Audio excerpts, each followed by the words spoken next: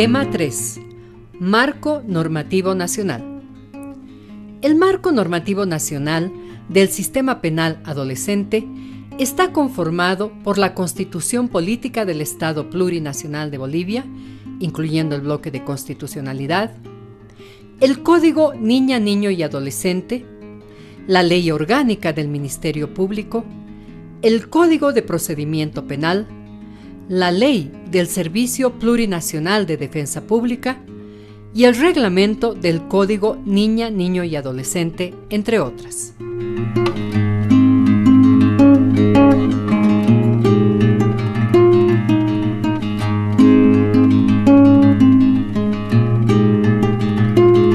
En materia internacional tenemos la Convención de los Derechos del Niño de 1989, ratificada por Bolivia en 1990. A partir de la Convención de los Derechos del Niño, se rompe el paradigma de la situación irregular, el trabajo con la infancia, y se introduce un nuevo paradigma que es el paradigma de la protección integral. En lo que respecta a lo que es el sistema penal para adolescentes, específicamente tenemos dos artículos, el 37 y 40. Reconoce a los niños, niñas y adolescentes como sujetos de derechos, pero también de responsabilidades, ¿no? Entonces ahí es donde nace, si cometes una acción tipificada como delito, tienes también una responsabilidad. Obviamente los derechos y deberes son ejercidos de manera progresiva también, ¿no?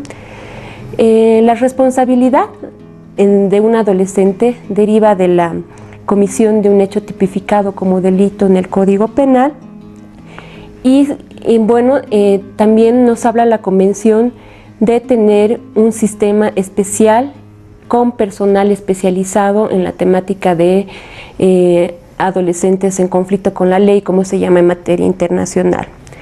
Pero además de la Convención de los Derechos del Niño, Niña y Adolescente, el Sistema de Naciones Unidas nos habla de diferentes doctrinas, y entre estas tenemos las reglas de las Naciones Unidas para la Administración de Justicia de Menores, conocidas como las reglas de Beijing, adoptadas por la Asamblea General en resolución 4033 de 28 de noviembre de 1985.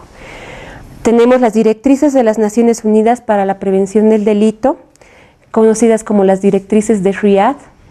Tenemos también las reglas de La Habana, que son las reglas de las Naciones Unidas para la protección de los menores privados de libertad. Estas específicas en lo que es relación a adolescentes en conflicto con la ley o adolescentes con responsabilidad penal. Dentro del marco normativo nacional tenemos a nuestra Constitución Política del Estado, el Código Niño, Niña y Adolescente,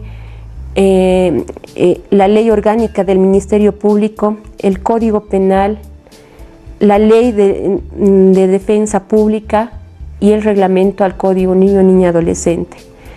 La Constitución Política del Estado del 2009 reconoce por primera vez en la historia de Bolivia un catálogo de derechos y garantías de la niñez y adolescencia. En lo que respecta al sistema penal o a adolescentes con responsabilidad penal, el artículo 23, parágrafo segundo, expresa tácitamente que la privación de libertad debe ser utilizada como último recurso, ¿no? Dispone además la detención preferente y respeto a sus derechos, y que durante la detención se tenga en cuenta las necesidades propias de su edad, debiendo cumplirse en recintos penitenciarios diferenciados de las personas adultas. En este contexto se produce una pertinente adecuación a la normativa nacional, y de ahí deriva lo que es nuestra Ley 548, el Código Niño, Niña y Adolescente, ¿no? Que tiene por objetivo reconocer, desarrollar y regular el ejercicio de los derechos de los niños, niñas y adolescentes.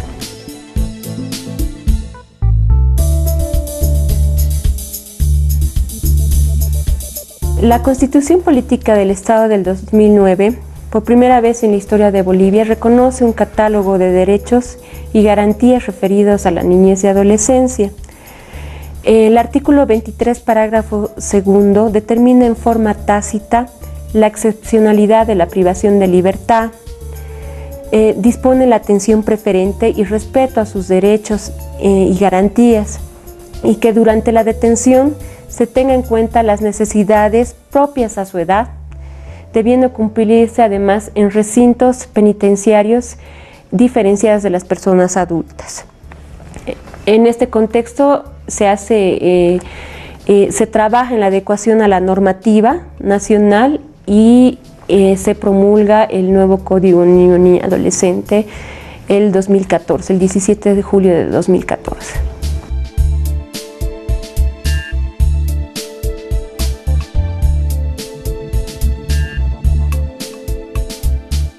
Me gustaría mencionar dos antecedentes.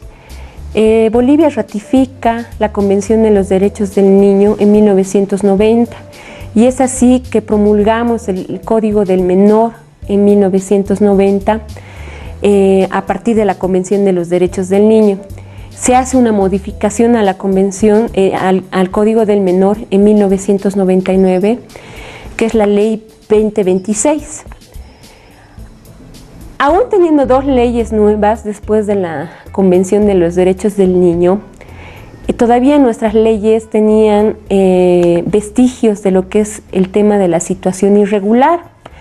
Concretamente en lo que es el sistema penal para adolescentes o adolescentes en conflicto con la ley, hablábamos de adolescentes que cometen infracciones y no delitos. No se los reconocía como personas que cometen delitos, por más que su conducta corresponda a un hecho tipificado como delito en la ley penal. Además, no se reconocía la responsabilidad penal, sino únicamente la responsabilidad social, ¿no? Entonces estos eran los vestigios que quedaban de la doctrina de la situación irregular. La Convención, como te había mencionado antes, habla de así como tenemos derechos, también tenemos responsabilidades. Entonces, si cometemos una acción tipificada como delito, tenemos que tener una responsabilidad penal. Pero esta responsabilidad penal no es igual a una responsabilidad penal que tiene un adulto, sino es una responsabilidad penal atenuada, ¿no? Y específica, especial para adolescentes. Entonces, cuando se discutía además que el Código Niño Niña ha tenido muchos años de discusión, yo particularmente participo con esta temática desde el 2009, sin embargo, desde el 2003 ya se tenía ya en discusión el cambio o la reforma al Código Niño-Niña para que desaparezcan estos vestigios, ¿no?, de la situación irregular dentro del código.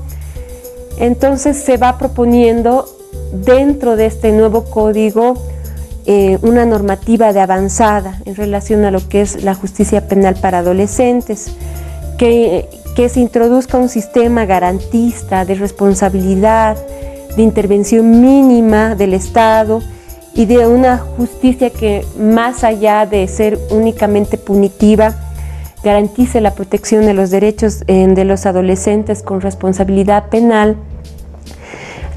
Plantea la aplicación de una justicia restaurativa, trabajando en la responsabilización del adolescente respecto al delito cometido, la reparación del daño a la víctima y su reintegración a la sociedad. Entonces, se introduce dentro del Código Niño-Niña Adolescente todo lo que es el enfoque de justicia restaurativa, la aplicación de mecanismos de justicia restaurativa y también en su reglamento, ¿no?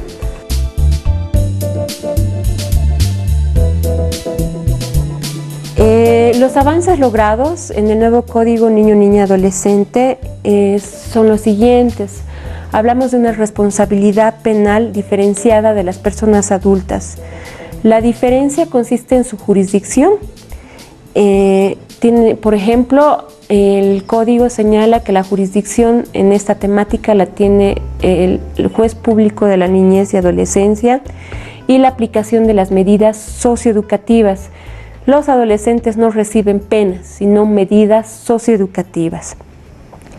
Se declara además la responsabilidad penal atenuada de los adolescentes, es decir, del máximo penal reciben solamente las 4/5 partes, ¿no? Y se da una protección especial a los adolescentes desde los 14 años hasta los 18.